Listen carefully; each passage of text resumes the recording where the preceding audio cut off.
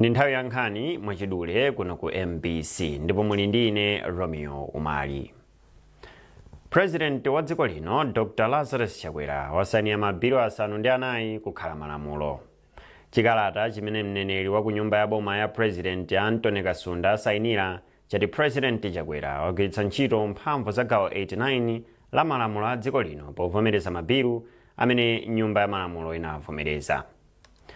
President Chakwera wasayina bilu yowunikanso malamulo a dziko lino, bilu yokhudza ntchito zoyendetsa mabwalo a milandu, bilu yowona za ntchito zakayendetsedwe kachuma, bilu ya za inshuransi, bilu ya zakagulidwe ka katundu wa boma, bilu ya msonkho wa pakatundu, komanso bilu yovomereza boma kutenga ngongole ku banki ya European Investment, bilu yololeza boma kupeza ndalama zopitiriza gawo lachiwiri la ntchito yomanga ngalande wa madzi mchigwa cha mtsinje wa Shire, komanso lamulo lopatsa mphamvu boma kuyamba kugwiritsa ntchito ndalama mu ndondomeko zosiyanasiyana.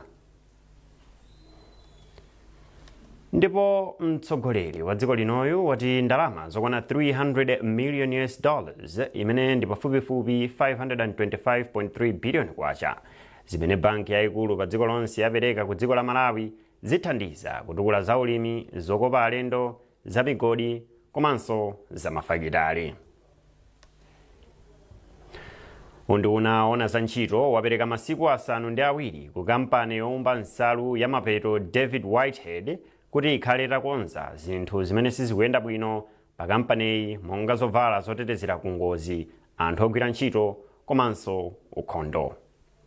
Nduna ya mundunawu Avitumbiko Mumba inabwera ndi chiganizochi itatha kuyendera kampani ya mapeto mu mzinda wa Blantyre. Nkhani mwachidule ndi zomwezi munali ndi ine Romeo Umali. Mwakoma nonse.